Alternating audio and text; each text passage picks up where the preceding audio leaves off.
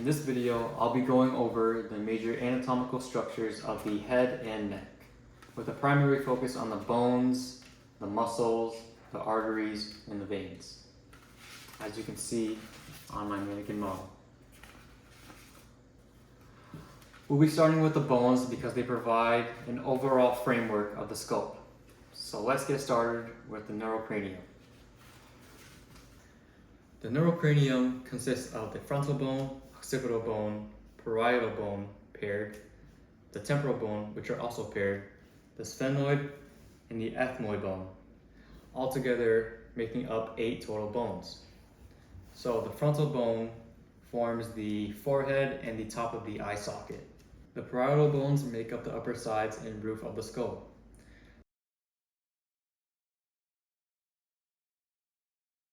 The temporal bones sit along the sides, near the ears, and contain the ear canal.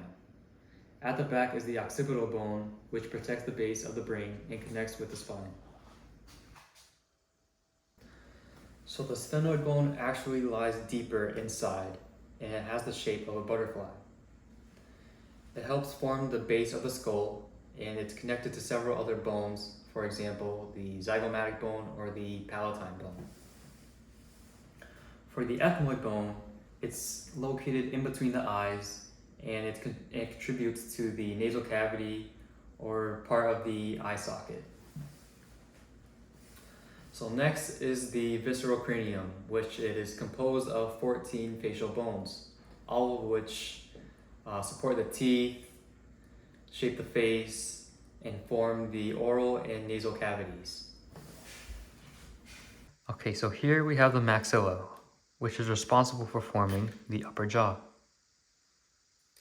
Inferior to that, we have the mandible, the lower jaw, which is responsible for mastication and speech. Superior to the maxilla, we have the zygomatic bones, which are responsible for creating our cheekbones and give the face its contour. We also have the palatine bones, which make up the back of the hard palate and separates the nasal cavity and the oral cavity. The vomer forms the lower portion of the nasal septum and divides the two nasal passages. We also have the inferior nasal conchae, which are 2 curved bones in the nose that help humidify and filter the air we breathe. We also have the nasal bones. The nasal bones form the bridge under the nose. We also have the lacrimal bones. The lacrimal bones are located near the inner corners of the eyes where the tear ducts sit.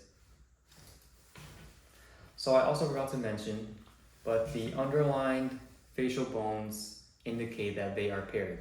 So that includes the lacrimal bones, zygomatic bones, maxilla, mandible, nasal bones, and palatine bones.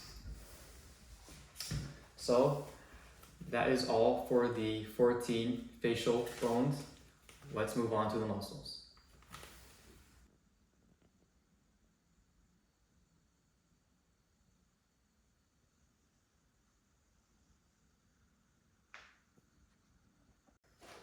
There are 7 major muscles in the maxilla and mandible that I would like to touch on. The first one being the masseter, which elevates the mandible to close the mouth. The second one we have on the left side is the temporalis, which elevates and retracts the mandible. Moving on to the right side, we have the medial pterygoid, which closes the jaw and moves the mandible slightly forward. We also have the lateral pterygoid, which helps open the mouth by pulling the mandible forward and downward.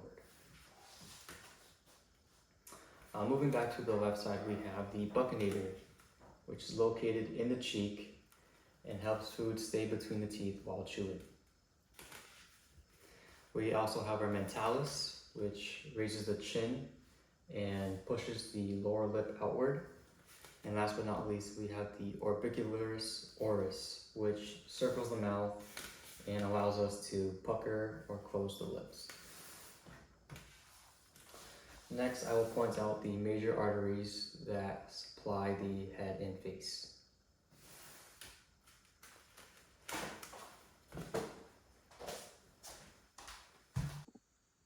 Okay, so for the arteries, I'm going to bring the camera up close to better visualize them and map it out.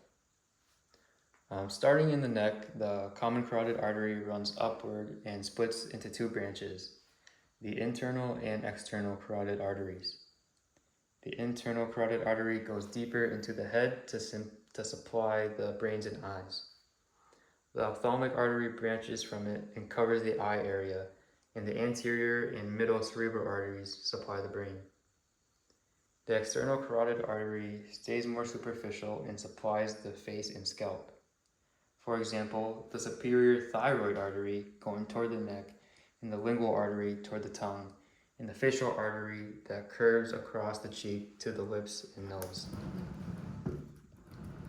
The occipital artery runs toward the back of the head, and the maxillary artery goes deeper to the jaws and teeth, and one of its branches, the middle meningeal artery, which supplies the coverings of the brain. And finally, the superficial temporal artery runs upward in front of the ear to supply the scalp.